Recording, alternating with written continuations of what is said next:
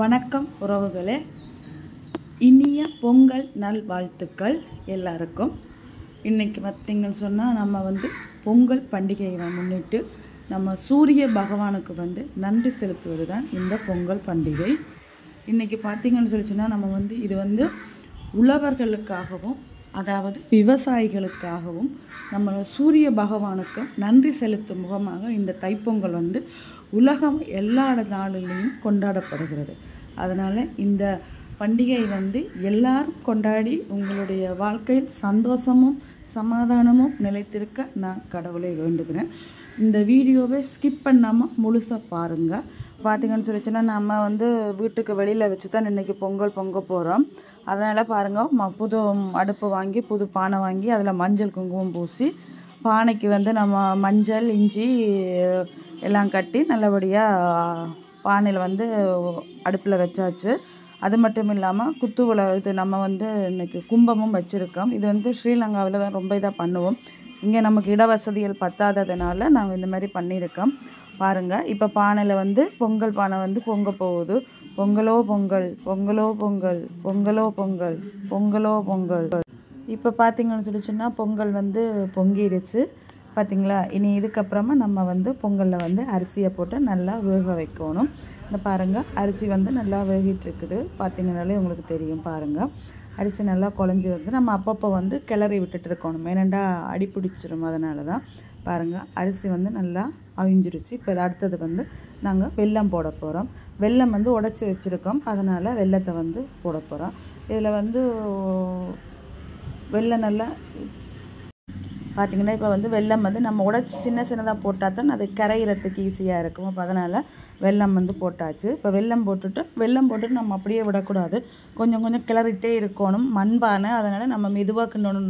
நம்ம ஃபாஸ்ட்டாக கிளறிட்டோம்னா மண்பானை உடஞ்சிரும். அதனால் பொறுமையாக கிளறி பார்த்துட்டு இருக்கணும். அந்த வெல்லம் இது பண்ணும்போது நம்ம வெல்லம் போட்டதுக்கப்புறமா தீயை கம்மி பண்ணி விடணும். அதாவது அடுப்பில் இருக்கிற விறகுகள் எல்லாம் எடுத்துட்டு அதில் இருக்கிற அந்த தணலே போதும் நமக்கு அந்த வெல்லம் கரைகிறதுக்கு. ரொம்ப நம்ம அப்படியே விட்டுட்டோம்னு சொல்லி சொன்னால் அடி பிடிச்சிரும். அதனால தான் நம்ம வெல்லம் போட்டதுக்கப்புறமா அடுப்பை நம்ம கம்மி பண்ணிடணும். அது நம்ம விறகு அடுப்புன்ற விட விறகு எல்லாத்தையும் எடுத்துகிட்டு உள்ளே இருக்கிற அந்த தணல்லையே அதை நல்லா வெந்துடும். அதுக்கப்புறமா அதுக்கு தேவையான அளவு நெய் ஊற்றணும். இப்போ பார்த்திங்கன்னா தெரியும், நெய் ஊற்றுறேன். நெய் ஊற்றினதுக்கப்புறமா முந்திரி திராட்சை நெய்யில் நான் வறுத்து வச்சுருக்கேன். அதை இதில் போகிறோன்னு பாருங்கள். போட்டுட்டு எல்லாத்தையும் நல்லா மிக்ஸ் பண்ணி கிளறி விடணும்.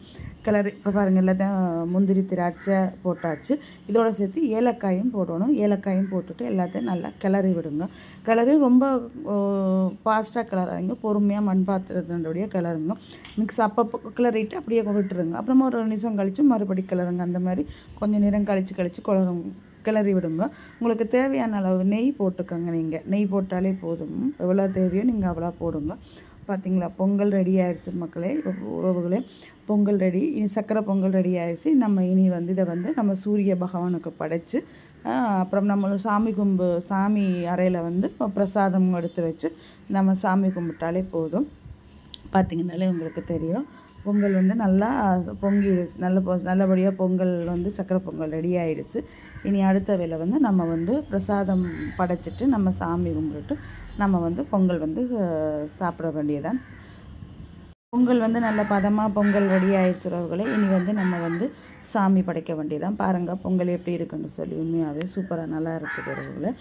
ஓகே உறவுகளே, இப்போ நம்ம அடுத்தது பொங்கல் பானையில் நடுப்பில் இருந்து பொங்கல் பானையை எடுத்து நம்ம இறக்கி கீழே வச்சுட்டோம். அந்த கொஞ்சம் கரும்புகள் எல்லாம் வச்சுருக்க இடம் சின்னதாக இருக்கிறபடியாக கொஞ்சம் டிஸ்டர்பன்ஸாக இருக்கும்.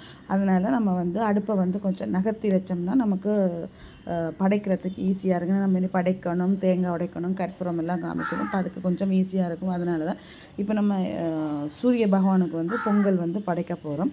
இதில் அவங்களுக்கு கொஞ்சம் வச்சுட்டு நம்ம அடுத்தது நம்ம நம்ம பூஜை அறையில் பிரசாதமாகவும் கொண்டு வைக்கணும். அதனால் முதல்ல பொங்கல் நம்ம சூரிய பகவானுக்கு படைக்க போகிறோம். பார்த்திங்கன்னா கொஞ்சம் கொஞ்சமாக நாங்கள் 3 வாட்டி வைப்போம். சில பேர் ஒரு வாட்டி வைப்பாங்க. நாங்கள் 3 வாட்டி பொங்கல் எடுத்து சாமிக்கு படையலில் வைப்போம். பார்த்திங்கன்னாலே பாருங்கள், வீடியோவை பார்த்திங்கன்னாலே உங்களுக்கு தெரியும். இப்போ பார்த்தீங்கன்னு சொன்னால் பிரசாதம் வச்சாச்சு. இப்போ சூரிய பகவானுக்கு வச்சுட்டேன். இனி அடுத்தது வந்து பிரசாதம் வந்து நம்ம பூஜை அறையில் வைக்கணும். நம்ம தட்டில் இலை வச்சு நம்ம இலையிலேயே கொண்டு வந்து நம்ம பூஜை அறையில் பிரசாதமாக வச்சு நம்ம ஆல்ரெடி பொங்கல் வைக்கிறதுக்கு முன்னாடியே விளக்கு கொளுத்திடுவோம். அதனால் அதை அங்கே விளக்கு கொளுத்தி இதில் வந்து நம்ம ஊதுபத்தியும் கற்பூரம் ஊதுபத்தி கொளுத்தி தேங்காயும் உடச்சி வச்சுட்டோம்.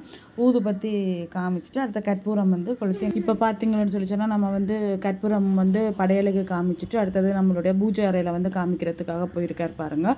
பூஜை அறையில் வந்து சாமிக்கு நல்லா கற்பூராதனை தீபாராதனை வந்து காமிச்சிட்டு மறுபடியும் நம்மளுடைய வீட்டு வாசல்லையும் வந்து இது பண்ணுவார் பாருங்கள்.